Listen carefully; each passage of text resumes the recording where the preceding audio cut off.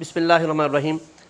अपने previous lecture के अंदर हमने बीसीजी का आगाज़ किया था, Boston consultant group. A very quick review on the BCG कि ये एक ऐसा मॉडल है जो ऑर्गेनाइजेशन के इंटरनल प्रोडक्ट्स या इंटरनल डिविजन्स को आपस में कंपेयर करता है और कंपेयर करने के बाद ये फैसला करता है कि कौन सी प्रोडक्ट स्टार है या कौन सी डिवीजन स्टार है, कौन सी प्रोडक्ट कैश काउ है, कौन सी प्रोडक्ट प्रॉब्लम चाइल्ड है और कौन सी प्रोडक्ट या डिवीजन डॉग है। बस अगर मैं इस पे आपको क्रिटिसिज्म पूछूं कि बताइए इसका क्रिटिसिज्म क्या है, याद है कल हमने लिखा भी था। बट इसका सबसे पहला क्रिटिसिज्म यही है कि ये सिर्फ दो वेरिएबल्स के साथ खेलता है बच्चे, जबकि आपको मालूम है कि कंपैरिजन के लिए सिर्फ दो वेरिएबल ना काफ़ी होते हैं। यही सबसे बड़ा क्रिटिसिज्म है इसका कि only two variables are discussed to identify and compare the internal divisions and internal product। ये सबसे बड़ा क्रिटिसिज्म है बच्चे। वो क्यों?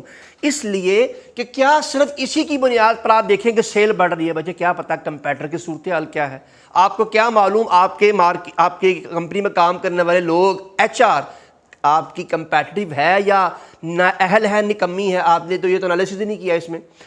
प्रोडक्ट की सेल बढ़ने से या कम होने में खाली सेल का इफेक्ट नहीं होता, इसके पीछे प्रोडक्शन का इफेक्ट है, इसके पीछे एचआर का इफेक्ट है, इसके पीछे फाइनेंस का इफेक्ट है, इसके पीछे गवर्नमेंट की पॉलिसी हमने पढ़ी है क्वार्टर 5 में पेस्टल में, इसके पीछे कंपैटिटर की मूव है, इसके पीछे मुल्क की इकोनॉमिक कंडीशन है। There are so many factors which are not discussed in BCG. ये बात समझ आई बच्चे? इसी वजह से एक ऑर्गेनाइजेशन को एनालिसिस करने के लिए किसी एक मॉडल से उसका एनालिसिस कंप्लीट नहीं होता, उसे बहुत सारे एनालिसिस एक ही वक्त में परफॉर्म करने पड़ते हैं। मल्टीनेशनल कंपनीज एक ही वक्त में पेस्टल भी परफॉर्म करती हैं, पोर्टर 5 भी परफॉर्म करती हैं, बीसीजी भी परफॉर्म करती हैं, प्रोडक्ट लाइफ साइकिल भी परफॉर्म करती हैं, and so many other you can say models are there which they have to perform to complete their analysis. All of you. तो ये बहुत ज़्यादा ज़रूरी होता है इन बातों को समझना, वरना शायद आपके दिमाग में आ रहा है कि यार एक वक्त में, वो अलग बात है कि हाँ एक वक्त में सिचुएशन के मुताबिक अगर मेरी ऑर्गेनाइजेशन सिर्फ ये देखना चाहती है यार ये बताओ हमारी इस वक्त कौन सी प्रोडक्ट बेहतर है, तो फिर मैं खाली यही वाला मॉडल पर अप्लाई कर लूँगा। लेकिन अगर मेरी ऑर्गेनाइजेशन अपनी पूरी की पूरी मालूमात लेना चाहती है कि यार इस वक्त मैं कहाँ खड़ा हूँ और मेरे आइंदा आने वाले फ्यूचर टारगेट्स क्या हैं, then the organisation will have to perform all these analysis. All of you. So ये जो इस वक्त मॉडल हमारे सामने है, ये हमने कल इसका नॉन फाइनेंशियल आस्पेक्ट पढ़ा था। लेकिन बच्चे चूंकि आप लोग अकाउंटेंट हैं, हम एमबीए वालों को सिर्फ यही पढ़ाते हैं, एमबीए वाले इससे आगे नहीं जाते। लेकिन चार्टर्ड अकाउंटेंट्स को इसकी बाकायदा कैलकुलेशन कराई जाती है क्योंकि उन्होंने हमेशा फिगर से खेलना होता है। वो खाली जो है बेसिकली ऑर्गेनाइजेशन की सिर्फ और सिर्फ इससे हाई और लो की बुनियाद पर फैसला नहीं करता, वो हमेशा फिगर्स पे फैसला करता है। और फिर आपको मालूम है कि अकाउंटेंट्स की जो सबसे बड़ा कमाल होता है वो हर फिगर को पहले परसेंटेज में कन्वर्ट करता है। और हमेशा अकाउंटेंसी में जितने भी डिसीजन होते हैं वो परसेंटेज की बेस पे होते हैं, कभी आपके पास एब्सोल्यूट वैल्यूज़ पर कभी नहीं हुआ करते। इसी वजह से अकाउंटेंसी के अंदर पहले कोई भी काम करना हो तो उसे आप एक परसेंटेज में कन्वर्ट करते हैं, परसेंटेज के बाद आप उसका गो के, ये भी कोई बहुत अच्छा मेथड नहीं है, इसलिए कि खाली परसेंटेज भी कमाल नहीं हो सकती। प्लस आपने 2 लाख रुपए की इन्वेस्टमेंट की और एक ने 2 करोड़ रुपए की इन्वेस्टमेंट की है, तो आप परसेंटेज के लिहाज से देखेंगे तो आपको शायद मामला 2 लाख ज़्यादा अच्छा लगेगा आपको, क्योंकि आप देखेंगे यार देखो उसका 60% प्रॉफिट आया, उसका 2% प्रॉफिट आया, उसका 2% प्रॉफिट इतना ज़्यादा होना कि उसके 60 से भी ज़्यादा हो सकता है। तो सम टाइम परसेंटेज भी आपको एग्जैक्टली फिगर नहीं देती। इसी वजह से जो पहले दिन से मैंने बात शुरू की थी वो आज मैं दोबारा दोहरा रहा हूँ, इसी वजह से ऑर्गेनाइजेशन को फाइनेंशियल के साथ साथ नॉन फाइनेंशियल एस्पेक्ट भी देखने पड़ते हैं। इसी वजह से ऑर्गेनाइजेशन नॉन फाइनेंशियल एस्पेक्ट्स को भी देखती हैं। गो के भी आप कैफ लेवल पे हैं, अभी आपके सामने ये पिक्चर बहुत ब्रॉड नहीं है, लेकिन इंशाल्लाह when ever you will complete your CFAP तो फिर आप देखिएगा डोमेन इतना बड़ा, आपका दिमाग इतना खोल के आपके सामने चीज़ें आ जाएंगी, क्योंकि उस वक्त आप हर चीज़ को इंडिपेंडेंटली पूरा पढ़ रहे होंगे। जैसे वहाँ पर ये पूरा का पूरा एनालिसिस आप कंप्लीटली पढ़ रहे होंगे, फिर आप खाली मैनेजरियल पार्ट पढ़ रहे होंगे। लेकिन अनफॉर्चुनेटली मैनेजरियल पार्ट में जब तक फाइनेंस शामिल ना हो मैनेजरियल पार्ट भी कंप्लीट नहीं हो पाता। और इसी तरह फाइनेंस में भी जब तक थोड़ा सा मैनेजरियल पार्ट ना आ रहे फाइनेंस कंप्लीट नहीं हो पाता। इसी वजह से इन दोनों को कई जगहों पर इकट्ठा रखा गया है, जैसे MS2 में भी इकट्ठा रखा गया है और कैफ में भी इकट्ठा रखा गया है, लेकिन CFAB में सिर्फ बच्चे को थोड़ा सा ब्रॉड इसकी इंफॉर्मेशन देने के लिए आगे जाके आपको इंडिपेंडेंट एक पूरा पेपर दिया गया CFAB 03 का।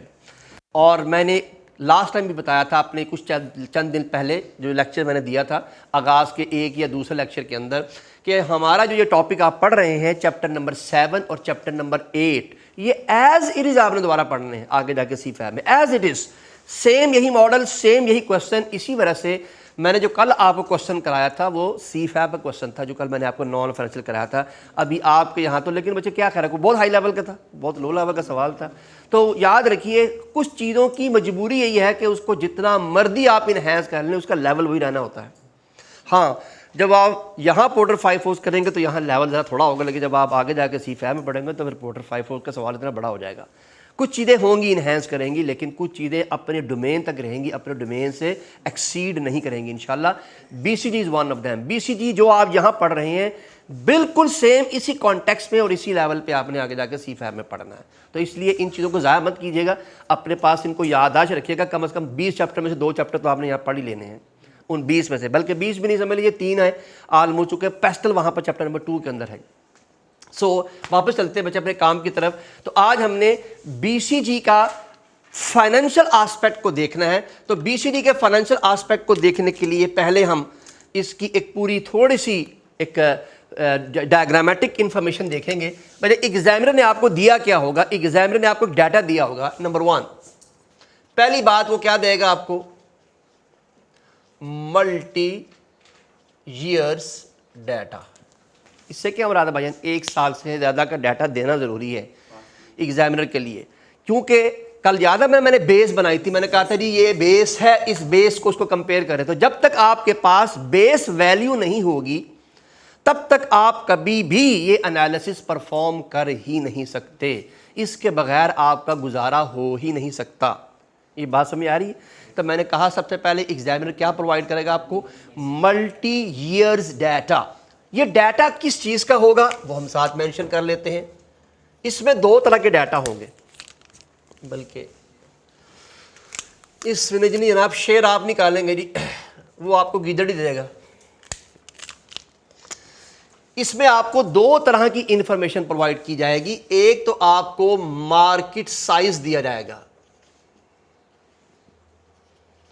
या मार्केट की टोटल सेल दी जाएगी, या इसके लिए लफ्ज़ क्या इस्तेमाल किया जाएगा, टर्नओवर। बच्चे ऊपर मैंने एक लफ्ज़ लिखा है मार्केट साइज, मार्केट सेल या मार्केट टर्नओवर। वो उसकी मर्जी है, तीनों में से कोई एक जुमला वो बोल देगा।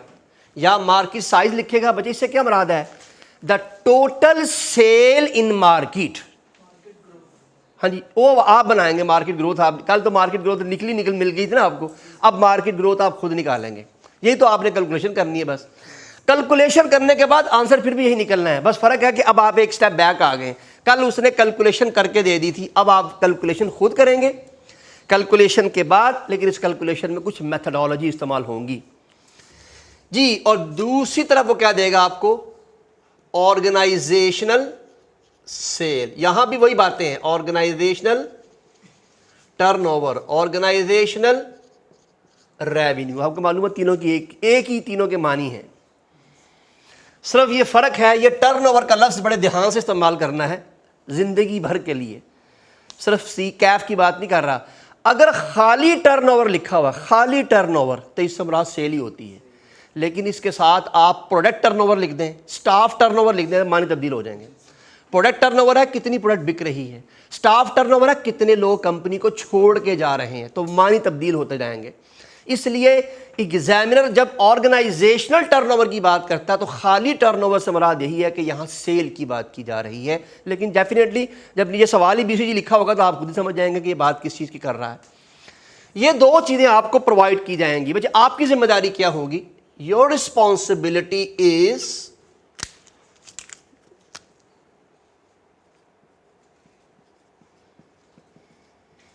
ये आपकी जिम्मेदारी, कन्वर्जन किसकी, इसकी कन्वर्जन इसमें, इसकी कन्वर्जन इसके रेलेवेंट। आप क्या करेंगे, market size will convert into market growth.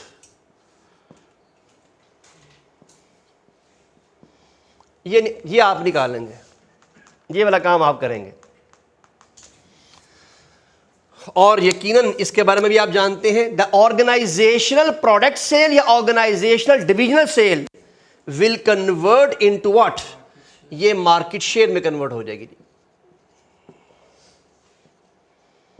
और सबसे काम की बात क्या है बच्चे, ये डाटा फिगर्स की फॉर्म में होगा। ये वाला डाटा ये भी फिगर्स की फॉर्म में होगा और ये भी फिगर्स की फॉर्म में होगा। और ये किस में होगा? आपने बस इसको सिर्फ परसेंटेज में कन्वर्ट करना है। सिर्फ इतना मामूली सा फार्मूला है, एक चीज़ माइनस करनी है और एक चीज़ डिवाइड करनी है और एक चीज़ मल्टीप्लाई करनी है, दैट्स ऑल। कोई इसमें लंबा चौड़ा काम, अव्वल तो खैर मैथ में होती 4 चीज़ें हैं, इस तरफ मल्टीप्लिकेशन, सब्ट्रैक्शन, एडिशन और उसके साथ साथ आपके पास डिवीजन। इसके अलावा और मैथ में होता ही क्या है, 4 चीज़ें हैं, उन्हीं को मुख्तलिफ तरह के फार्मूलाज में कन्वर्ट करके उसके प्रोसीजर डेवलप किए जाते हैं। ये बच्चे इसका बेसिक फिनोमिना है, इसकी बेसिक मेथडोलॉजी है टू अंडरस्टैंड अबाउट इट। यहाँ तक कोई प्रॉब्लम तो नहीं जनाब? श्योर, ईजी चीज़ें हैं जनाब। अब इसके सवाल को देखने के लिए एक बात का बड़ा ख्याल रखना है बच्चे, बहुत ध्यान से।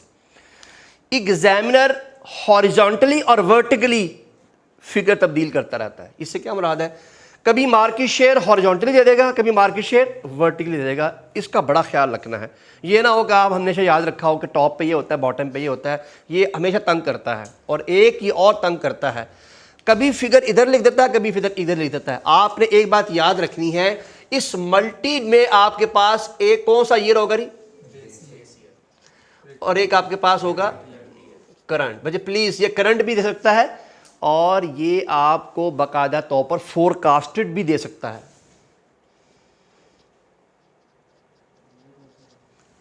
जी आपको जो दिया हुआ है आखिरी वाला वो आपने कबूल कर लेना है। जी जो आखिरी वाला होगा आपने कहना कबूल है, कबूल है, कबूल है। Is it right? तो आखिरी वाला एक्सेप्ट करना है आपने। लेकिन सुनिएगा मेरी बात, यहां पर मैं 2 बातें लिख रहा हूं, इसका ख्याल रखिएगा। जब आप मार्केट शेयर निकालेंगे, मार्केट शेयर हमेशा किस पे होता है? ये आप कैलकुलेशन करेंगे ना, कंपैरिजन करते वक्त मार्केट शेयर में हमेशा किस फिगर को लेंगे? करंट ईयर को। और मार्केट ग्रोथ में जो भी वट एवर द लास्ट से क्या मुराद है? वो करंट ईयर भी दे सकता है और फोरकास्टेड ईयर भी दे सकता है। मार्केट ग्रोथ में जो आखिर में लिखा वो आपने एक्सेप्ट करना है। मैं भी आपको सारा कुछ दिखाता हूं जनाब, एक एक चीज हमारे पास मौजूद है इंशाल्लाह। हमारे पास कोई चीज इसमें हाइड नहीं है। लुक एट दिस, ये एक टेबल बना रहा हूं बच्चे मैं।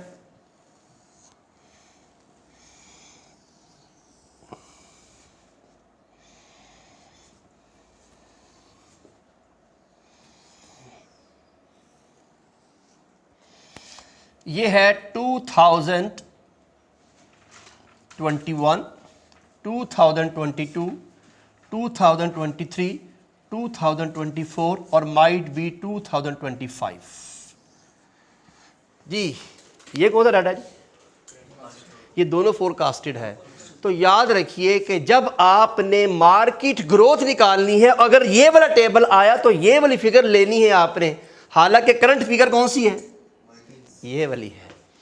लेकिन जब आप मार्केट शेयर निकालेंगे तो मार्केट शेयर करंट का निकलेगा सिर्फ, और एग्जामिनर खुद बताएगा कि ये करंट ईयर है। फोरकास्टेड ईयर के बारे में बताएगा नहीं, वो टेबल से आपको खुद ही पता लग जाएगा कि ये फोरकास्टेड ईयर है। ये बात याद रहेगी। अगर आप ये भूल गए तो अभी आप लाइन में पेपर पर लिख देता हूँ, आपका सवाल गलत है सिर्फ इतनी छोटी सी बात भूल जाने से।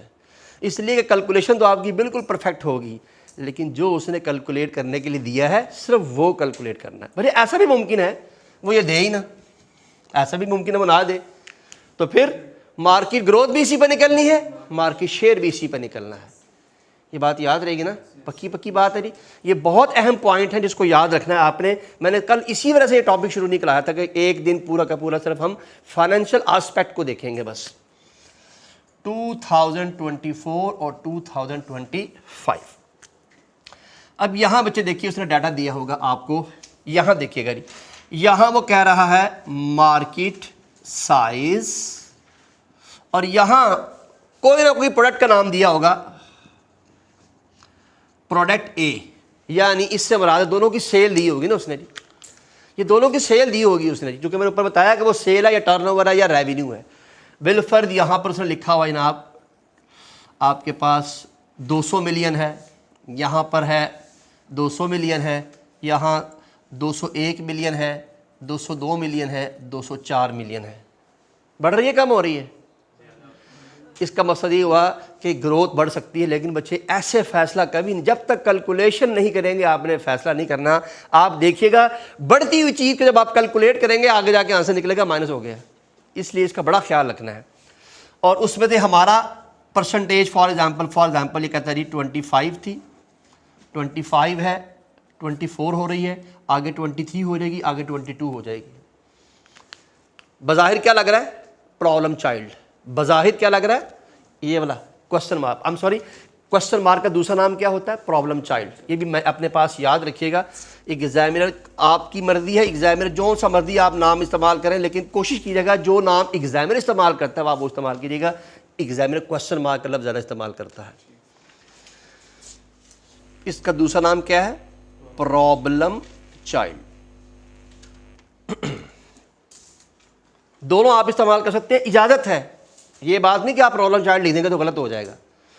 ठीक है बच्चे, मैं कभी कभार एग्जाम में अपना आंसर जल्दी करने के लिए क्या करता हूं, मैं वहां पर क्वेश्चन मार्क की बजाय क्वेश्चन मार्क का साइन लगा देता हूं। आपने ये काम नहीं करना, आप ये करेंगे तो नंबर कटेंगे।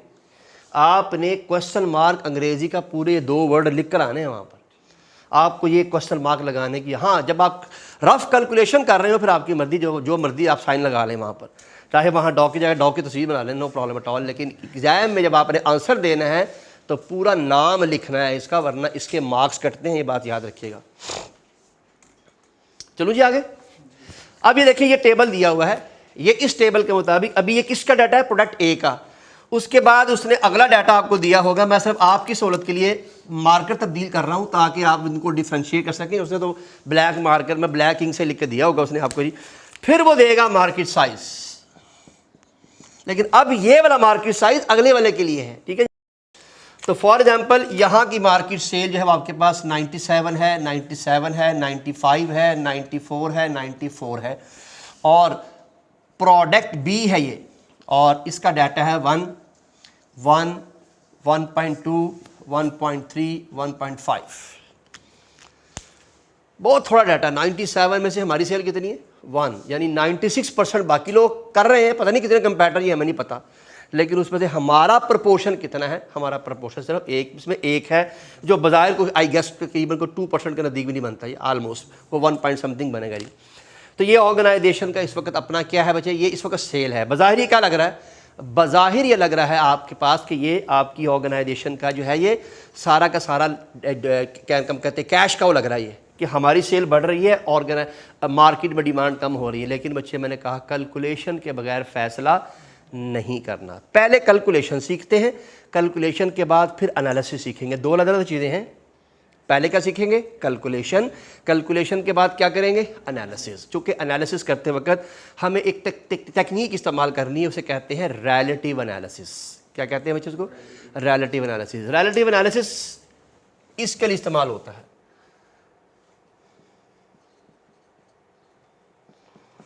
रिलेटिव एनालिसिस इसके लिए इस्तेमाल होता है। इसको हमेशा कंपेयर किया जाता है मार्केट लीडर के साथ।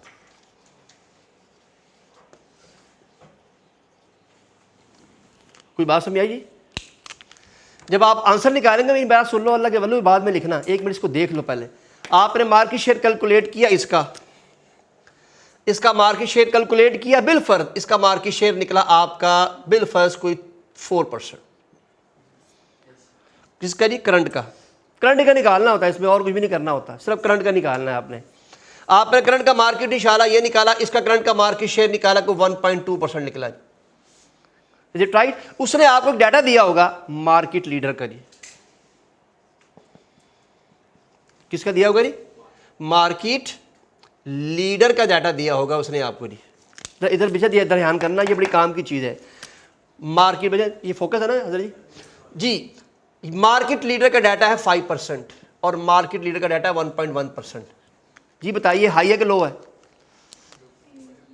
ये लो है, ये हाई है, इस तरह निकालना है आपने। ये डाटा एग्जामिनर ने खुद दिया होगा, मार्केट लीडर का डाटा एग्जामिनर खुद देगा। आप कैलकुलेशन करने के बाद कंपेयर करेंगे। ये किसकी बात हो रही है बच्चे? सिर्फ मार्केट शेयर की बात हो रही है, ध्यान से याद रखिएगा। लेकिन मार्केट ग्रोथ में, इधर देखिएगा, मार्केट ग्रोथ में यहां आपकी ग्रोथ थी फॉर एग्जाम्पल 2%, और यहां मार्केट ग्रोथ थी फॉर एग्जाम्पल 3%, और यहां मार्केट ग्रोथ थी 9%। देख रहे सब लोग? मैंने तीसरा एक और डाटा ले लिया है, यहां भी कोई डाटा था, समझ लीजिए। 3 निकाले हैं, 1, 2 और 3। यहां क्या परफॉर्म करना है? Relative analysis. सबसे हाई फिगर कौन सी है? ये हाई लग गया खुद ब खुद। सबसे लोएस्ट फिगर कौन सी है जी? 3 किसके ज्यादा नजदीक है? 2 के नजदीक है कि 9 के नजदीक है? तो जो जिसके नजदीक है उसको वही चीज एलोकेट कर दी रहेगी, ये भी लो कराएगी। इजी, यू सवाल सॉल्व हो जाना। इतना आसान सा सवाल। अब सिर्फ कैलकुलेशन रह गई, एनालिसिस मैंने पहले करा दी है।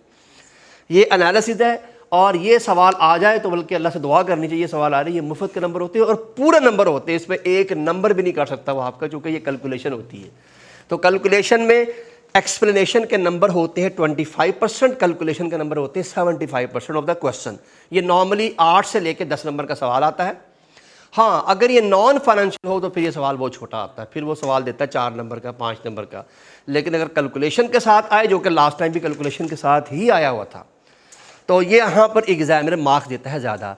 और अगर उसने साथ में, जैसे कल याद कीजिए सोल्यूशन की बात हुई थी, तो अगर उसने सोल्यूशन मांगा हुआ है, सोल्यूशन से बना दी है कि आपसे स्ट्रेटजी पूछ लेता है कि बताइए अगर आपकी प्रोडक्ट डॉग है तो क्या करें, आपकी प्रोडक्ट स्टार है तो क्या करें, आपकी प्रोडक्ट फ्लां है तो क्या करें। और दूसरी बात, ये बात ज़रूर याद रखनी है कि सम टाइम एग्जामिनर इसमें एक डेडलाइन लगाता है। डेडलाइन से क्या मुराद है? वो कहता है कि अगर लेस देन 10% है, किसकी बात हो रही है? मार्केट ग्रोथ की। अगर मार्केट ग्रोथ लेस देन 10% है तो विल बी कंसीडर लो। अब इस सवाल के मुताबिक देखिए, जो मैंने ये आंसर निकाला है, और अगर ये वाला मेथड लगा होता तो सारे लो होते हैं। याद रहेगी बात? ये इस तरह सम टाइम एग्जामिनर कर लेता है। ये किताब में भी लिखा हुआ है, ये किताब में भी लिखा हुआ है। और सवाल आएगा, एग्जामिनर मेंशन करेगा कि जस्ट लेट्स एज्यूम कि सारे के सारे 8% से नीचे है तो सारे लो हैं। लेट्स एज्यूम, जिसका मुमकिन है उल्टा जुमला लिख दे, let's assume if greater than 8 then all high. ऐसा भी तो मुमकिन है ना बच्चे? तो अब 8 से जितने भी नीचे होंगे वो क्या होंगे? लो हो जाएंगे, ऑल ऑफ यू। लेकिन आप एनालिसिस कंप्लीट हो गया, आइए ज़रा कैलकुलेशन सीखते हैं कि कैलकुलेशन कैसे करनी है, कैलकुलेशन की मेथडोलॉजी क्या है। कैलकुलेशन की मेथडोलॉजी के लिए बच्चे, ये कौन सा ईयर है जी? इसको बेस ईयर कह लें, अपनी मर्जी के मुताबिक इसको क्या कह लें? फर्स्ट ईयर कह लें, आपकी मर्जी है। या इसको सम टाइम अर्लीस्ट ईयर भी कह सकते हैं। एग्जामिनर को ये बात बताने की ज़रूरत नहीं है, एग्जामिनर को कैलकुलेटेड डाटा चाहिए। ये आपकी यादाश्त के लिए है कि आपने इसका नाम बेस रखा हुआ है, आपने इसका नाम फर्स्ट लिखा हुआ है, या अर्लीस्ट रखा हुआ है। इसको क्या कहेंगे जी? लास्ट ईयर, या जो भी आपने चाहे ये फोरकास्टेड है, आपने अपना नाम अपने तौर पर इसका फार्मूला बनाते वक्त करंट ईयर लिखा हुआ, या इसको लेटेस्ट ईयर भी कह लें, वो आपकी मर्जी है। आप चाहे इसका नाम ए बी रख दें, इससे कोई फर्क नहीं पड़ता। बल्कि फार्मूले में ये बात याद रखनी है, इस प्रोडक्ट में से, इस वैल्यू में से ये वैल्यू माइनस होनी होती है, बेस के साथ इसको डिवाइड करना होता है, मल्टीप्लाइड बाय 100% के लिए होता है। बस इतना सा काम है सारा। मैंने तो कहा था बहुत छोटा सा फार्मूला है। आइए बच्चे, सबसे पहले मार्केट ग्रोथ का फार्मूला निकालना सीखते हैं कि मार्केट ग्रोथ का फार्मूला कैसे निकलेगा। Very simple, the market growth is last year figure 2025 वाली minus first year figure divided by first year, जो कि फर्स्ट ईयर बेस होती है, बेस से उसको डिवाइड करना है, मल्टीप्लाइड बाय 100। एक की निकालनी कि सबकी निकालनी है? और खुदा का खौफ को सबकी निकालनी पड़ेगी, इसकी भी निकालनी पड़ेगी, इसकी भी निकालनी पड़ेगी, इसकी भी निकालनी पड़ेगी, हर प्रोडक्ट की निकालनी पड़ेगी, तभी तो रिलेटिव एनालिसिस करेंगे हम। हर प्रोडक्ट की, अगर उसने 2 प्रोडक्ट दी हुई हैं, अव्वल तो 2 दे ही नहीं सकता, 2 देगा तो फिर हाई लो तो फैसला ही नहीं हो सकता, फिर तो 3 कम अज़ कम वो देगा, 4 देगा, 5 देगा। अब आपके ज़हन में सवाल आएगा सर इसका क्या बनेगा, तो ये आपका मसला नहीं है। इंशाल्लाह MSc 2 में पहुंच जाए फिर सारे कैलकुलेट करने पड़ेंगे, फिर हर लेवल पे कैलकुलेशन करनी पड़ेगी, हर लेवल पे। अभी रावी चैन ही चैन लिख रहा है, अभी अय्याशी है, पहला और आखिरी देखना, बाकी दरमियान में सारा कुछ छोड़ देना है, क्योंकि अभी आपको बिल्कुल इनिशियल लेवल पे है। वहाँ चूँकि आपने हर साल का एनालिसिस करना होता है, यहाँ हर साल का एनालिसिस नहीं है, यहाँ बस जो करंट हालात हैं वो करंट हालात बताने हैं। Is it right? ईजी, आसानी समझ में आ गया बच्चे? ये मार्केट ग्रोथ का फार्मूला है, और मार्केट का ग्रोथ का फार्मूला हर डिवीजन और हर प्रोडक्ट पे लगेगा। जब डाटा कैलकुलेट होकर सामने आ जाएगा तो फिर डाटा कैलकुलेट होने के बाद हम कौन सा एनालिसिस करेंगे, रिलेटिव एनालिसिस परफॉर्म करेंगे उन सब के दरमियान में। और साथ में ये भी देखना पड़ेगा एग्जामिनर ने कहीं कंडीशन तो नहीं लगाई हुई। अगर कंडीशन लगाई हुई है तो फिर तो आप कंडीशन के मुताबिक चाहे फिगर हाई भी हो उसे क्या कंसीडर करेंगे, लो। लेकिन अगर कंडीशन नहीं लगी हुई तो फिर आपकी मर्जी है, जो सबसे कम फिगर है उसको आपने हमेशा अपने पास उसमें रखना है। एक चलते चलते बहुत मालूमात दे दूं, मेरा नहीं ख्याल वैसे वो कैश लेवल पे इसको डिस्कस करेगा, लेकिन आपके पास मालूमात होनी चाहिए। याद रखिए 0 या माइनस की फिगर, 0 या माइनस की फिगर अगर 4 छोड़े 50 भी हो, सारे ही लो हैं, 0 कभी प्लस नहीं होगा। मिसाल के तौर बच्चे एग्जाम में आंसर आया -1 है आपकी सेल, -3% की बात करो, मार्केट शेयर निकला आपका जी, ग्रोथ निकली है -3, -4, माइनस ये, तो आप ये नहीं कहेंगे ये हाई है ये लो है, सारे लो हैं। वैसे इस लेवल पे ये इस तरह की हरकत नहीं किया करता, ये ज़रा थोड़ा एडवांस लेवल की बातें हैं। लेकिन बच्चे चूँकि मैं पढ़ा रहा हूँ, आगे जाके फिर ज़िंदगी में आपने पढ़ना तो है ये कहीं ना कहीं, अगर ये बातें पता होंगी, याद होंगी, तो आप तंग नहीं होंगे, फिर वहाँ पर आप आसानी से ये फार्मूला आपको पहले ही पता होगा कि ये अप्लाई होना है। वैसे कैफ लेवल में मुझे नहीं उम्मीद इंशाल्लाह ऐसा मैनेज करेगा ये, क्यों नहीं, पहला काम हो गया जी, कैलकुलेशन का पहला काम भी हो गया, एनालिसिस अल्हम्दुलिल्लाह पहले परफॉर्म हो चुका है। अभी एक सवाल करेंगे तो मजीद क्लैरिटी आ जाएगी अल्लाह के हुक्म से। अब बच्चे क्या निकालने रह गए जी, ये तो निकाल चुके हैं हम, मार्केट ग्रोथ निकाल चुके हैं, आपस में रिलेटिव एनालिसिस करते रहेंगे, लो हाई की फिगर खुद ब खुद निकल आएगी। और जब तक इसकी हाई लो की फिगर नहीं निकलेगी हम स्टार कैश काउ का एनालिसिस नहीं कर सकते। तो आइए बच्चे मार्केट शेयर का फार्मूला निकालते हैं। मार्केट शेयर का फार्मूला बहुत आसान है, जो भी आपकी ऑर्गेनाइजेशन की प्रोडक्ट की सेल है ना करंट ईयर की, डिवाइडेड बाय उसी करंट ईयर का मार्केट साइज। मेरे बिल फर्ज करंट ईयर ये है, ये करंट ईयर है, तो इन दोनों का आपने मवाजना कराना होगा। सिर्फ बात समझ में आ रही है, इन दो का मवाजना आप कराएंगे। तो 24 जो है बेसिकली आपकी सेल है, तो इसका क्या बनेगा जनाब formula, 24 divided by 201 multiplied by 100। 100 किस लिए, परसेंटेज के लिए। बस इतना सा काम है ये सारा जी। लेकिन अब चूंकि बच्चे आपके पास अल्टीमेटली ये सारा डाटा है, इसको फिर आप क्या करेंगे, I'm सॉरी ये आपके लिए नहीं है, I'm सॉरी ये तो बेसिकली आगे जाके फ्यूचर में जो है ना वो last year minus first year निकालना पड़ता है, 2 लेवल है। इसके बाद आपने काम ये करना है कि you will have to compare with market leader.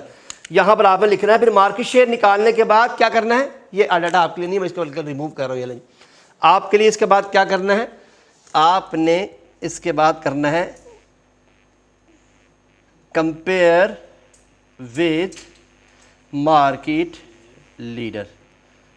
और इस बहस में नहीं पढ़ना कि वो मार्केट लीडर कैसे है, ये आपकी बहस नहीं है। आपको एग्जामिनर ने डाटा दिया होना है, आपने डाटा के मुताबिक फैसला करना है। असल में वो क्या करता होता है, वो पिछले साल का मार्केट लीडर का डाटा दे के बैठा होता है। आप कहते हैं नहीं सर जी, अगर वो हमारा डाटा उससे ज़्यादा है और फिर वो मार्केट लीडर कैसे बन गया, तो ये बहस आपकी नहीं है। बहस करना आपकी ज़िम्मेदारी में शामिल नहीं है। आपकी ज़िम्मेदारी है जो डाटा दिया हुआ है उसकी बुनियाद पर फैसला करना। तो आपने सिर्फ फैसला करना है अकॉर्डिंग टू द इंफॉर्मेशन। मेरे यहाँ तक कोई चीज़ समझने वाली है तो मुझसे पूछ ले, फिर मैं सवाल शुरू कराने लगा हूँ। कोई चीज़ आराम से देख ले, तसल्ली से देख ले, वहाँ कोई चीज़ समझने वाली है, यहाँ कोई चीज़ समझने वाली है। इसलिए कि अगर इसमें से कोई चीज़ मिस हो गई तो सवाल के गलत होने का चांस 101% है, क्योंकि एक फिगर भी गलत है, सारा कुछ गलत है जी बच्चे। बच्चे बच्चे कौन सा बेटे? इनकी बात कर रहे हैं बच्चे। मैंने कहा दो मेथड है, ये नहीं लिखा हुआ, ये नहीं लिखा हुआ। आपने मार्केट ग्रोथ निकाली, ये पहली मार्केट ग्रोथ है, ये दूसरी मार्केट ग्रोथ है, ये तीसरी मार्केट ग्रोथ है। 3 प्रोडक्ट दी हुई है उसने आपको। आपने क्या करना होता है? रिलेटिव होता है आपस में एक दूसरे के नज़दीक 3 चीज़ों को फिगर आउट करना। अब देखिए सबसे छोटी फिगर कौन सी है? 2। तो जब आपके पास 2, 3 और 9 में सबसे छोटी फिगर 2 है तो इसको आपने क्या कंसीडर कर लिया? लो। बनिस्बत दूसरों के ये लो है। सबसे हाई कौन सी है? 9। अब रह गए 3। ये 3 जो है हम कंपेयर करेंगे कि इसके ज़्यादा नज़दीक है या 2 के ज़्यादा नज़दीक है। तो किसके ज़्यादा नज़दीक है? तो जो जिसके नज़दीक होगा, a man known by the company he keeps. आप अच्छे इंसान हैं, बुरों के साथ उठते बैठते हैं, आप भी बुरे कंसीडर किए जाएंगे। आप बहुत अनफॉर्चुनेटली अच्छे इंसान नहीं है लेकिन बहुत अच्छे इंसानों के साथ बैठते हैं, आपको लोग कहेंगे यार बड़ा नेक आदमी है। दिस इज़ व्हाट, यहाँ भी वही कॉन्सेप्ट है कि जो फिगर जिसके नज़दीक है उसको वही एलोकेशन मिल जाएगी। चूंकि ये 2 के नज़दीक थी और 2 के क्या एलोकेट किया था? लो। तो फिर इसको भी क्या कर देंगे? लो। ईजी। अगर उसने रिस्ट्रिक्शन, मुझे जरूरी 10 लगाएगा, वो 8 भी लगा सकता है, 9 भी लगा सकता है, 5 भी लगा सकता है। अगर 5 लगाएगा तो फिर तो ये दोनों हैं ही लो और ये वैसे ही हाई है, फाइन। और अगर बच्चे मुमकिन है उसने लगाया वो 2, अब क्या करोगे? नहीं, फिर सिर्फ ये लोगे, अब ये हाई बन जाएगा खुद ब खुद, चूंकि आप रिस्ट्रिक्शन है। अब आप ये नहीं कि अब आप रिलेटिव एनालिसिस कर ही नहीं सकते, अब तो आपके पास डाटा है, उसके मुताबिक चलना पड़ेगा। Is it right? अब क्या होगा? अगर रिस्ट्रिक्शन ये लगी हुई है तो इससे पीछे वाली सारी लो और इससे ऊपर वाली सारी हाई। इजी। तो ये ज़रा ज़्यादा ज़रूरी है, ये तंग करता होता है रिलेटिव एनालिसिस। ये अक्सर आप तंग फंस जाते हैं क्योंकि मार्केट शेयर का डाटा तो उसने मार्केट लीडर का डाटा खुद दिया होता है। तो आइए, हमारे पास अल्हम्दुलिल्लाह बहुत टाइम है, उम्मीद है कि हम 2-3 सवाल कर ही लेंगे क्योंकि कैलकुलेशन मैं करके लाया हुआ हूँ। आपसे तो मैंने करवानी नहीं कैलकुलेशन, एक सवाल की कराऊंगा इंशाल्लाह कैलकुलेशन। जी बिस्मिल्लाहिर्रहमानिर्रहीम। ये बच्चे एक सवाल है हमारे पास, अल्लाह करे कि सवाल ठीक हो सही। मार्केट साइज ठीक है, मार्केट साइज ठीक है, मार्केट साइज ठीक है, गुड। ऑर्गेनाइजेशन का टर्नओवर, ये ऊपर प्रोडक्ट लिखी हुई है नहीं, ये कौन सी प्रोडक्ट है? गारमेंट्स, शूज, कॉस्मेटिक, 3 प्रोडक्ट हैं। ये गारमेंट की पूरी मार्केट की सेल है, ये गारमेंट में आपकी ऑर्गेनाइजेशन की सेल है, यानी पूरी मार्केट में 200 मिलियन की प्रोडक्ट सेल हो रही है, जबकि हमारा 24 मिलियन है। उसमें से ऑलमोस्ट समझ सकते हैं हम, तकरीबन को 12% बनता है, तकरीबन को 12, 11.5 समथिंग। यहाँ पर बची आपके पास 40 मिलियन मार्केट की जो है बेसिकली फिगर है, और यहाँ पर आपके पास 16 आपकी है अराउंड को, ये भी 40 के नज़दीक निकल आना है इसने। और ये मार्केट साइज 10 है और आपका ये 10% बनता है ऑलमोस्ट। तो ये देखिएगा, ये इस तरह सेल निकली हुई है। ये क्या दिया भाई? मार्केट लीडर का डाटा, यानी मार्केट लीडर गारमेंट्स का मार्केट लीडर कितने पे है? 13% पे। शूज का मार्केट लीडर कहां पर है? 35% पे। कॉस्मेटिक का मार्केट लीडर कितना है ना? 8% के ऊपर। ये बात समझ आ गई? ये सवाल एक अंदाज का सवाल, इंशाल्लाह भी आपको सेंड हो जाएंगे, क्योंकि सवाल तो डेफिनेटली आप तक पहुंचने होते, सवाल मैं इमीडिएटली सेंड कर दिया करता हूं। ये एक अंदाज है बच्चे, इसका अंदाज तब्दील हो सकता है। अब ये क्या करेगा? ये ऊपर ले जाएगा, ये इधर ले आएगा। इसका ख्याल आपने रखना है एग्जाम के अंदर, एग्जामिनर की हर हरकत का ख्याल आपने रखना है। रट्टा नहीं लगाना कि सज्जे पासे होंगे तो खब्बे पासे होंगे, उत्ते लिखिया होंगे थल्ले लिखिया होंगे, ये बात नहीं याद करनी। याद ये करना है कि मार्केट साइज और कंपनी का टर्नओवर और उसके साथ साथ मार्केट। अब देखिए मार्केट लीडर का डाटा यहाँ दिया हुआ इसने, और अब ये देखिए मार्केट साइज यूँ दिया हुआ है। ये किसका मार्केट है जी? गारमेंट्स का। और ये गारमेंट की सेल है आपकी प्रोडक्ट की। ये इस तरह से भी डाटा दे सकता है, ऑलमोस्ट डाटा सेम है, लेकिन ये मैंने हॉरिजॉन्टल और वर्टिकल को तब्दील करके 2 मरतबा 2 अंदाज से सिर्फ आपकी सहूलत के लिए लिखा है। आइए बच्चे, ये डाटा अब आपके सामने मौजूद है। ये डाटा मैंने खुद बनाया है। कोशिश कीजिएगा एग्जाम में भी आप अपना रफ अमल इसी तरह से करें ताकि आपके लिए काम करना आसान हो जाए। ये क्या लिखा हुआ? 9। जस्ट एज्यूम ये 9 क्या है, क्योंकि ये सवाल मैंने सैंपल के तौर पर बनाया हुआ है। ये इसको करंट ईयर ले लें बस, आप इसको क्या ले लें? करंट ईयर ले लें। तो ये कौन सा होगा? ये होगा लेटेस्ट ईयर या करंट ईयर या लास्ट ईयर, जो भी आपने इसको इस्तेमाल करना है।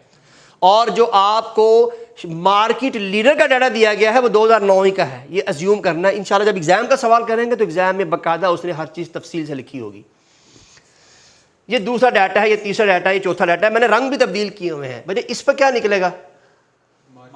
Market growth. ये लाल वाले सारे मार्केट ग्रोथ के हैं। आपके पास है चूँकि वहाँ कोई रंगदार नहीं चीज़ होनी है, आपने तो सारा काम ब्लैक मार्कर से ही करना है। लेकिन मैं चूँकि यहाँ पढ़ा रहा हूँ तो पढ़ाने के दौरान मैं कर रहा हूँ रंगबाजी, तो इसलिए यहाँ अलाउ है, एग्ज़ाम में अलाउ नहीं होगी, नहीं, ताकि हम हर चीज़ को सेपरेट कर सकें। भी सेपरेशन के लिए मैंने कलर तब्दील किए हुए हैं। तो सबसे पहले क्या निकालना है? Market growth. इसलिए कि तंग आप वहीं होते हैं, मार्केट शेयर यूँ निकल आता है। पहले मुश्किल वाला काम कर लें, पहले मुश्किल वाली चीज़ को संभाल लें। डिपेंड करता है, अगर आपका दिल चाहता है मार्केट शेयर पहले निकालना है, आप मार्केट शेयर पहले निकाल लीजिए।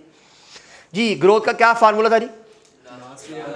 जी आसान हल, last year data minus first year data divided by first year data multiplied by. लो जी, अल्लाह का नाम लेके पहला काम हो गया जी।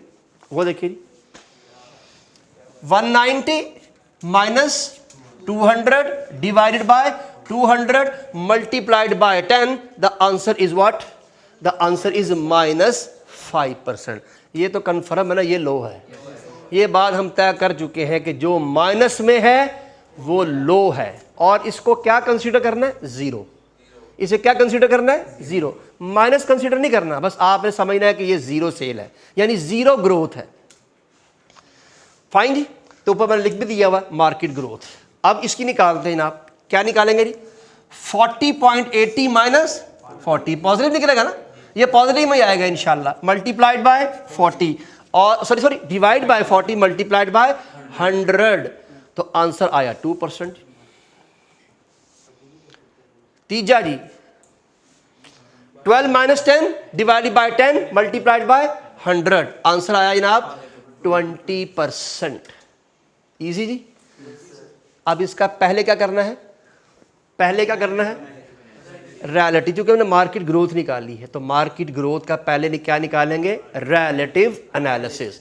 मुझे मालूम है ये लो है, ये लकीली सवाल ऐसा आ गया है कि ऊपर नीचे दरमियान की फिगर, ये समटाइम ऐसा होता है कि ये दो फिगरें होती हैं, ये बाहर होती है। इसका ख्याल रखना, ये रट्टा लगा कर सर ने बताया था कि उत्ते वाली हमेशा लो होती है, थल्ले वाली हमेशा हाई होती है, दरमियान वाली देखनी पैंदी है। भला प्लीज़ बी केयरफुल, डाटा को देखना है, ये ऊपर नीचे को नहीं देखना, दाएं बाएं को नहीं देखना, ऊपर नीचे को नहीं देखना जी। 2 इज क्लोज टू 0 और 2 is close to 20। Close to 0 है ना बच्चे, तो क्या कंसीडर करोगे? लो जी, हमारे पास ये बात कंफर्म हो गई, गारमेंट्स हमारा लो है, मार्केट ग्रोथ। शूज की मार्केट लो है, और कॉस्मेटिक, यकीन कॉस्मेटिक बिकना ही बिकना है। ईद सामने आ रही है, आपको पता है कॉस्मेटिक बिकना है जी। तो हमारे पास मार्केट साइज जो है वो तीनों का निकल आया है, तीनों की मार्केट ग्रोथ हमने निकाल ली है अल्लाह के हुक्म से। अब मैं इसको मिटा रहा हूं जी।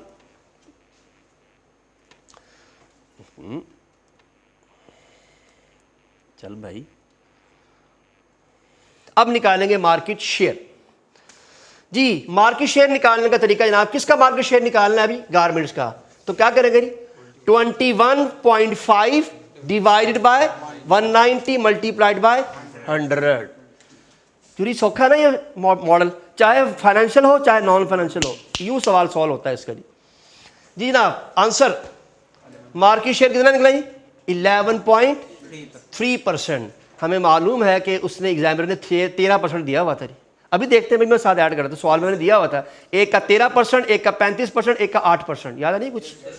इसका 13% है, इसका मार्केट लीडर का जो है वो 35% है, और इसके मार्केट लीडर का 8% है, जो मुझे याद है, मेरा रट्टा तो ये कहता है जी। अब दूसरा जी, इसको इससे कंपेयर कराना था जी। 16.5 डिवाइड बाय, तो जनाब ये हमारे सामने आ गया, multiplied by 100, answer would be 40%। Is it right? The last one is what? 9.3%। अगर 13 से कंपेयर कराऊं तो ये हाई है कि लो? हम लो पे हैं, 13 वाला हमसे हाई है, ये लो होगा। ये भी लो था, डॉग प्रोडक्ट है ये। 40.4 ये भी लो था, अगर याद करें पहले, और ये है लीडर का 40 है, हमारा 40.4 है, यहाँ हाई है, ये कैश का होगा। इजी। यहाँ 8% था उसका और हमारा और ये भी 20, ये भी हाई था, ये स्टार प्रोडक्ट है। इजी जी, लो जी। फिर ये डाटा आपके सामने है, इस डाटा के मुताबिक अब फैसला हम यहीं पर बैठ कर लेते हैं। मैं ज़रा मार्कर तब्दील कर लूँ ताकि मार्कर के मुताबिक हमारी वर्किंग उसके मुताबिक हो सके जी। ये बना लेते हैं कलर जी। हमें मालूम है जी ये लो था, मार्कर तब्दीली नहीं भाई जी मुझे मालूम है, चल तो जाएगा। ये हाई था जी, ऐसे नहीं कुछ। अब इन दोनों को कंपेयर करवाएं जी, तो ये लो है। इन दोनों को कंपेयर करवाएं, यहाँ हम हाई हैं। इन दोनों को कंपेयर करवाएं, यहाँ भी हम हाई हैं। इसलिए कि हमारा मार्केट शेयर लीडर से ज़्यादा है, इसलिए हाई किया है हमने। यहाँ 40 है, हमारा मार्केट शेयर ज़्यादा है इससे, यहाँ हमारा मार्केट शेयर कम है कंपैरेटिवली टू मार्केट लीडर। जी बच्चे, हमें मालूम है अगर ये दोनों लो हो और लो हो तो ये कौन सी प्रोडक्ट बनती है? डॉग जी। मार्केट ग्रोथ लो है, हमारा मार्केट शेयर हाई है, कैश काउ। और ये दोनों प्रोडक्ट हाई है तो ये कौन सी बनेगी? Star product. लेकिन मेरी आपसे हम्बल रिक्वेस्ट है, आप अपने तौर पर ये टेबल बनाएंगे और एग्जामिनर को ये टेबल ज़रूर दिखाएंगे। इसके बाद डाटा लिखना है, तफसील से हाथ से लिखना है, पैराग्राफ लिखना है। लेकिन इस टेबल का फ़ायदा, अल्लाह ना करे अंग्रेज़ी में आपने को खच मार दी तो कम से कम ये आपको फ़ायदा दे जाएगी। अंग्रेज़ी लिखते वक्त गलती हो रहती है, समटाइम 2 लिखना था और आपने लिख कुछ 4 दिया, 20 लिख दिया, गलती हो जाती है। ये टेबल बनाने के देखिए मैंने क्या किया हुआ है, गारमेंट्स में मैंने बाकायदा तौर पर उसका परसेंटेज मार्केट ग्रोथ लिखी है, इनका आपस में कंपैरिजन करवाया है, मार्केट शेयर का आपस में कंपैरिजन करवा के लो हाई लिखा है, आपस में मैं लिख दी ये डॉग है, ये कैश का हो, ये स्टार है। ये टेबल आपको बहुत ज़्यादा बेनिफिट देगा अगर आप इस तरह की हरकत एग्जाम में कर लेंगे तो। कैलकुलेशन वर्किंग करनी जी कैलकुलेशन आपको नहीं दिखानी जी, कैलकुलेशन पेपर वो आपका है rough Amal. Calculation not required by examiner. Examiner का आंसर किस फॉर्म में होगा अभी इंशाल्लाह डिस्कस करते हैं। अभी फ़िलहाल हमने मेथडोलॉजी समझी है, अभी हमने मेथड को समझा है। अब चलते हैं बच्चे एक और सवाल जो आपके किताब में दिया हुआ है। मैं तो वैसे यही मशवरा दूंगा कि आप खुद करें ये सवाल। ये क्या लिखा हुआ जी? और भाई ये देखो -2 पास्ट का डाटा है जी, ये फोरकास्टेड डाटा है। आप सवाल करके देखिएगा इंशाल्लाह, जो एग्जामिनर ने आंसर दिया हुआ है मार्केट ग्रोथ फोरकास्ट पर निकली हुई है। और सुन रहे हो मेरी बात? मार्केट ग्रोथ फोरकास्टेड डाटा पे निकली हुई है, लेकिन मार्केट शेयर करंट के ऊपर है, जो कि उसने जो उसका डाटा दिया हुआ है ना, इसका नाम कहते हैं इसका लीडर का, वो डाटा किसका दिया हुआ है? करंट का दिया हुआ है। तो हम एक काम करते हैं, एग्जाम का सवाल पहले सॉल्व कर लें, अगर टाइम बच गया तो फिर हम यहाँ आएंगे, ये ना हमारा एग्जाम का सवाल रह जाए। तो इसकी तरफ आते हैं वापस जी, बाद में देखते हैं इसको जी कि ये क्या चीज़ क्या है, अभी इसको बाद में देखते हैं जी। एग्जाम का सवाल आपके सामने है, take your time and try to solve this question. पहले सवाल मेरे साथ पढ़ लें, सवाल में ध्यान से पढ़ लीजिए। सवाल में क्या लिखा हुआ है? For each of the product presented above, ये ऊपर 2 प्रोडक्ट दी हुई हैं, प्रोडक्ट नंबर 1, प्रोडक्ट नंबर, कोई प्रोडक्ट का नाम मेंशन नहीं किया, आपने भी वहां पर प्रोडक्ट 1 और प्रोडक्ट 2 ही आंसर देना है, हेडिंग देके। आइडेंटिफाई द क्वाड्रेंट, आइडेंटिफाई करना है, कैसे क्या मुराद है बताना है कि ये स्टार है, कैश क्या हुआ है, and explain the corresponding strategy, इससे क्या मुराद है उनकी स्ट्रेटजीज भी बतानी है, सोल्यूशन भी देना है। दूसरा, highlight the relevant criticism of the BCG model and recommend future strategies according. ये बच्चे अनफॉर्चुनेटली ये रट्टा है, ये आपको थोड़ा सा ज़रा अलाइन करके बताना पड़ेगा। ये दोनों सवाल एहसास आते हैं, क्योंकि यहाँ पर जब आप बताएंगे क्वाड्रेंट है तो उसके मुताबिक आप उसका आंसर भी देंगे। यहाँ आपसे ये रट्टे वाला सवाल है, बी वाला पार्ट है जी। कितने नंबर का सवाल था जी? 5 नंबर प्लस 5 नंबर का, 5 नंबर उसका थे, 5 नंबर इसके थे जी। फाइन जी। आगे जी, नोट, ये ना उसने नोट साथ देना है आपको 10 रुपए का। 10% is taken as low high cut off, इससे मुराद है कि अब आपने 10% पे कट लगाना है, 10% नीचे वाला लो और 10% से ऊपर वाला कैलकुलेट करें जल्दी से। भाई जरा थोड़ा सा आप ऑफ कर लें इसको जब तक ये कैलकुलेशन। जी बच्चे सवाल सॉल्व करते हैं। प्रोडक्ट 1 का पहले देखते हैं। This product is the first product AUM introduce in the market and carry strong brand value. ये बात याद रखनी है जब आपने इसका स्ट्रेटजी बतानी है ना, स्ट्रेटजी में ये बड़ी काम दे कारआमद होगी। हालांकि डॉग प्रोडक्ट है, क्या इसको बंद कर देना चाहिए?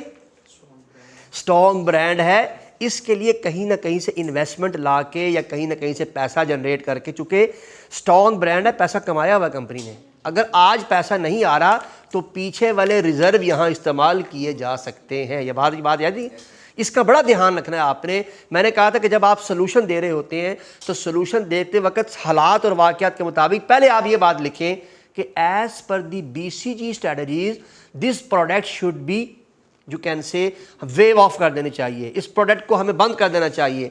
लेकिन according to the circumstances the organisation having strong brand, तो अब यहाँ जब आप आंसर देंगे एग्जामिनर को एक मतलब समझ आ जाती है कि यार इसको वो आंसर भी पता है जो रट्टा है और इसको वो आंसर भी पता है, लेकिन अब चूंकि 2 दफ़ा उसने 2 स्ट्रेटजी मांगी हुई है तो आपने एक वाले में रट्टा भी लिख देनी है और एक वाले में आपने उसको थोड़ा अकॉर्डिंग टू द सर्कमस्टांसिस लिख देना। तो पार्ट ए में आप कोशिश कीजिएगा, क्योंकि उसने वो सिचुएशन के मुताबिक दिया हुआ, पार्ट ए में वो बात लिख दीजिएगा, पार्ट बी में वो बात लिख देंगे, वो आपकी मर्जी है। जी जनाब, it repute carries positive influence, market में कस्टमर के नज़र में आप अच्छे ऑर्गेनाइजेशन है। Many other business activities, when the product was introduced, its market share quickly grow to 4% and has remained steady for a long time now. अब तो काफी देर तक उसने उसको मेंटेन भी रखा है। Its market share is 7% less than the market leader. एक बात तो पता लग गई जी, हमारा मार्केट शेयर लेस देन 7% है और लीडर का ग्रेटर देन 7% है। तो आंसर क्या है जी? मार्केट शेयर तो लो है, क्योंकि यहां तो रिलेटिव एनालिसिस नहीं करना होता ना हमने, इसलिए यहां अयाशी है। The overall market is growing by 2.5 year basis. Market जो है मुसलसल जो आपकी ग्रो कर रही है वो किसके मुताबिक ग्रो कर रही है जनाब? 2.5 ईयर और 2.5, जबकि यहां क्या लिखा हुआ है 10% से कम। तो इसका मकसद हुआ कि मार्केट जो ग्रोथ है वो 2.5 है, तो 2.5 अगर होगी लेस देन चूंकि 10% है तो this will be consider as low. लो जी, पहला काम आसान है।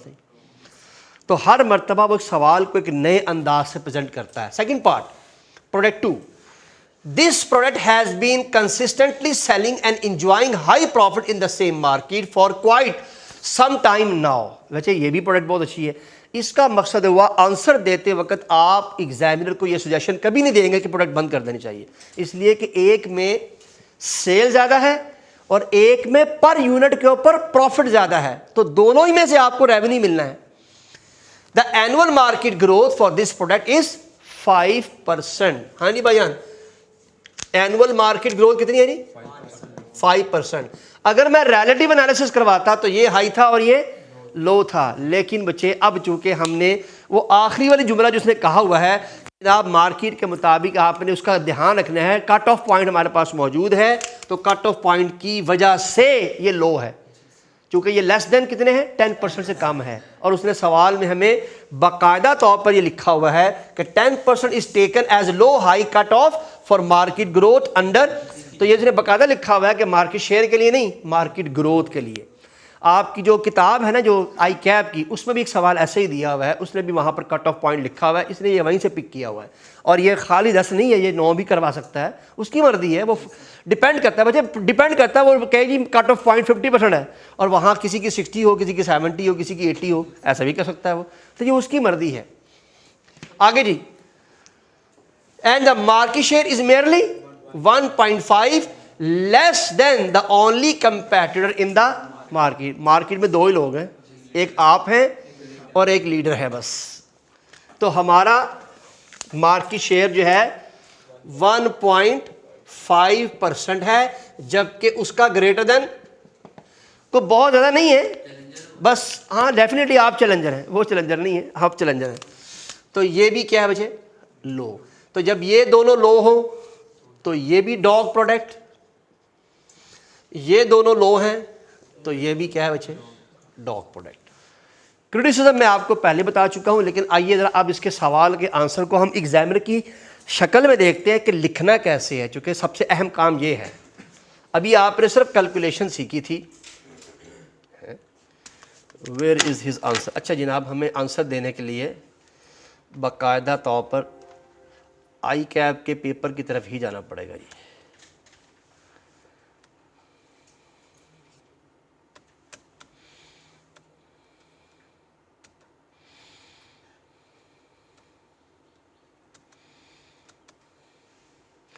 ये था जी सितंबर का सवाल कि मार्च का सवाल?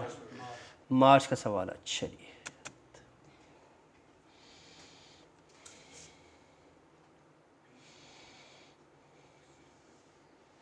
ऊपर चला गया मेरा सवाल। ये वाला सवाल है जी, क्वेश्चन नंबर 2 था जी।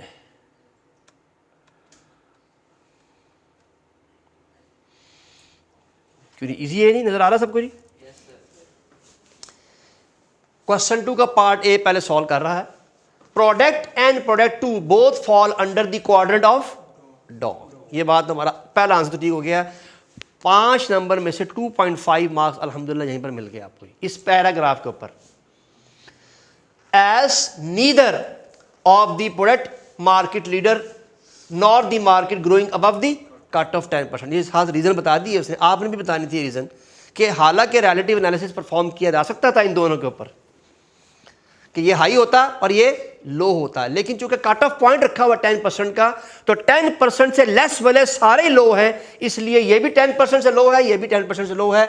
इस वजह से दोनों की दोनों प्रोडक्ट क्या है, ये आपको 2.5 नंबर मिल गए। अब ये बाकी दोनों की स्ट्रेटजीज लिखी हुई हैं, दोनों की स्ट्रेटजीज कंबाइन करके लिखी है। जरा देखिए क्या कहता है वो। The dog product BCD matrix recommend the following strategies. Immediate withdraw, ये कौन सा, इसने ये कहाँ लिख दी है? इसने रट्टे वाला काम पहले कर दिया है। मैंने आपसे कहा आपकी मर्जी, इसने पढ़ने दोनों ही हैं, आपका दिल चाहे नीचे वाले में लिख दे। यहां इस लाइन के मुताबिक तो ये बात वाजे है कि ये वाली प्रोडक्ट खत्म कर देनी चाहिए, ड्रॉ।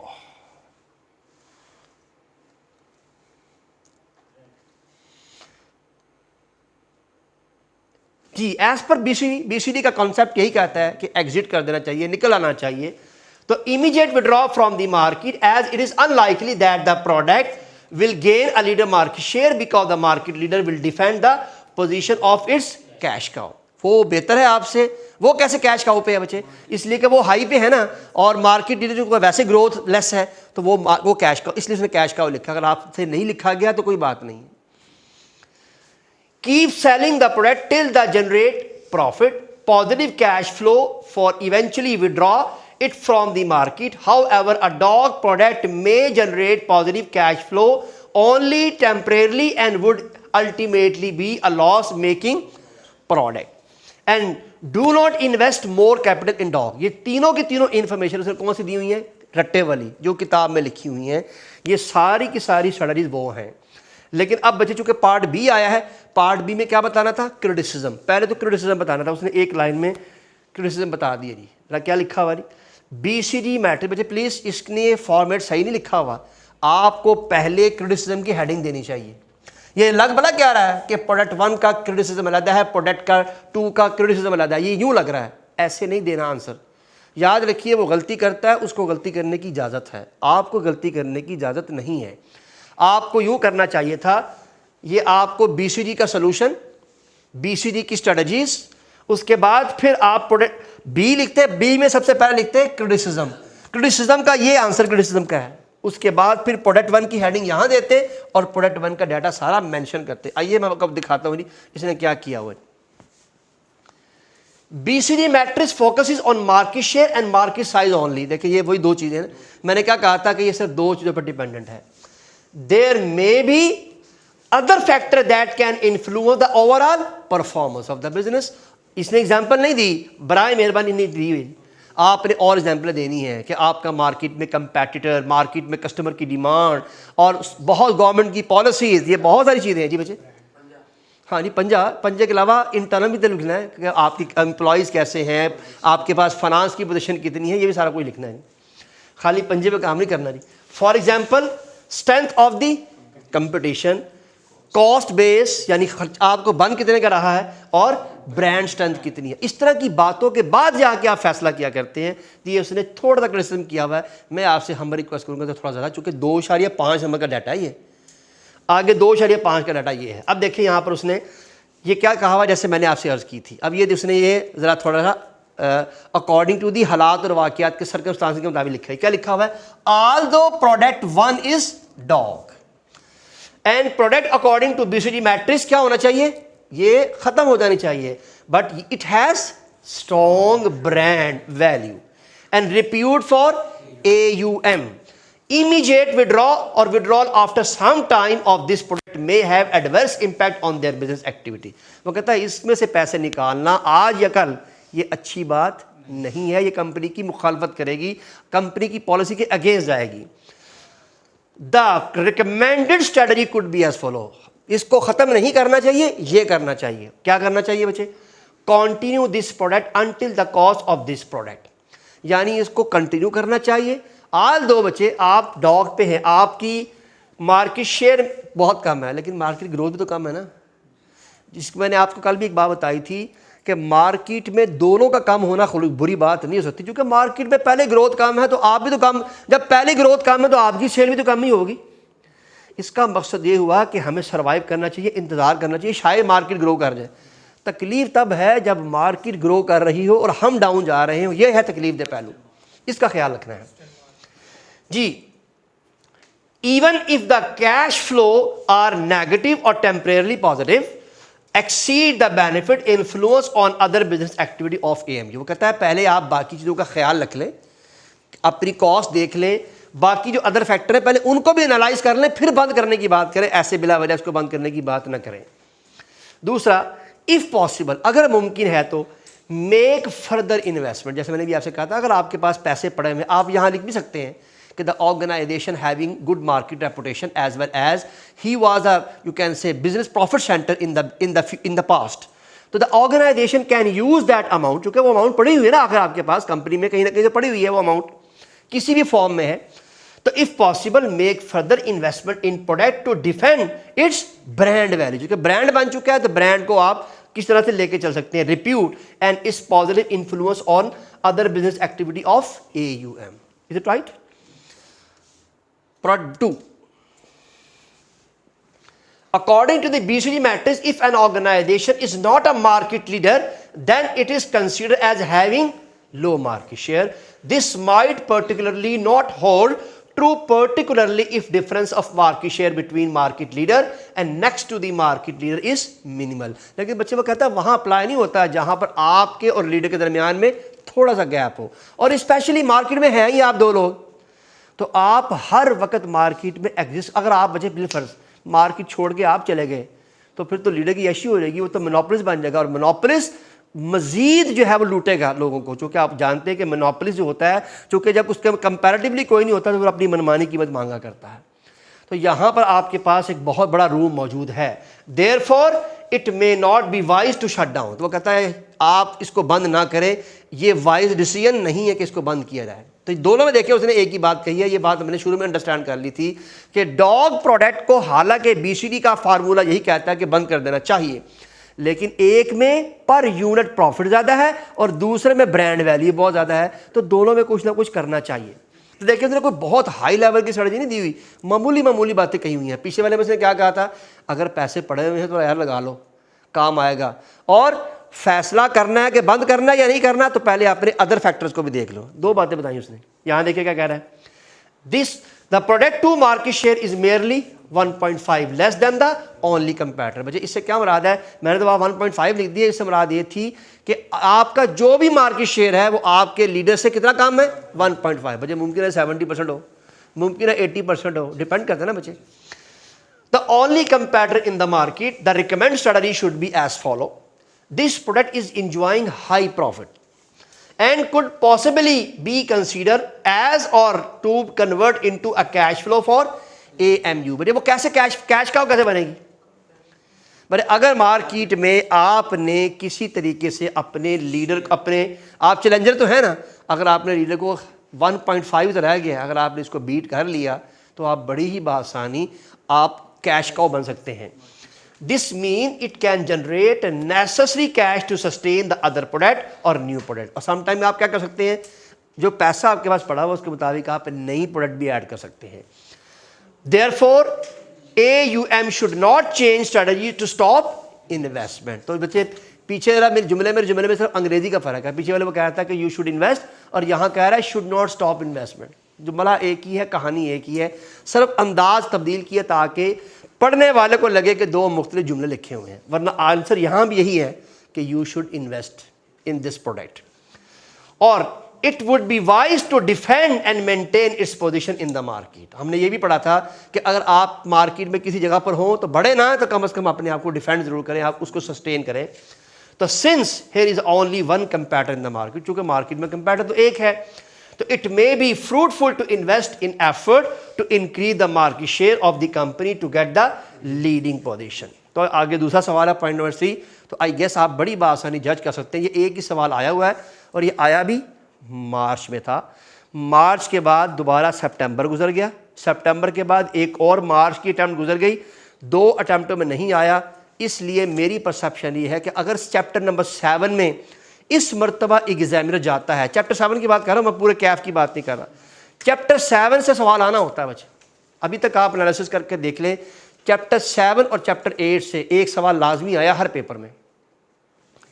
ये मार्च की अटैम्प्ट थी, मार्च की अटैम्प्ट के अंदर चैप्टर 7 से 2 सवाल आए हैं, BCG और पोर्टर 5 फोर्स।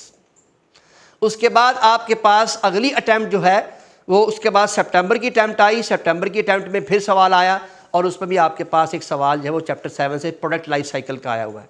तो इसी तरह बच्चे अब जो आपके पास सितंबर की अटैम्प्ट दोबारा बन रही है, अगर चैप्टर 7 आया तो मेरी परसेप्शन ये चैप्टर 7 में से या पोर्टर 5 फोर्स या BCG के आने के चांसेस बहुत ज़्यादा हैं। अब ये ना हो बाकी को छोड़ दें, आपने कहा सर ने ये 2 कहा तो ये 2 याद करने हैं, ये सिर्फ एक टीचर की परसेप्शन है, बाकी अल्लाह की ज़ात बेहतर जानती है क्या आएगा क्या नहीं आएगा। दुआ करें ये आ जाए, BCG आएगा तो ये मुफ्त के नंबर हैं। पोर्टर 5 ज़रा मेहनत करनी पड़ती है, वो ज़रा थोड़ा सा दबंग किस्म का जो है वो पेपर है, सॉरी एग्ज़ाम है। बाकी हमारे पास अब इस चैप्टर में 2 मॉडल और रह गए हैं, इंशाल्लाह अल्लाह ने चाहा तो अपनी अगली क्लासेस में उनको देखेंगे। अब आपके बाद मुलाकात होगी ईद के बाद, तो मेरी तरफ से एडवांस ईद मुबारक। अस्सलाम वालेकुम।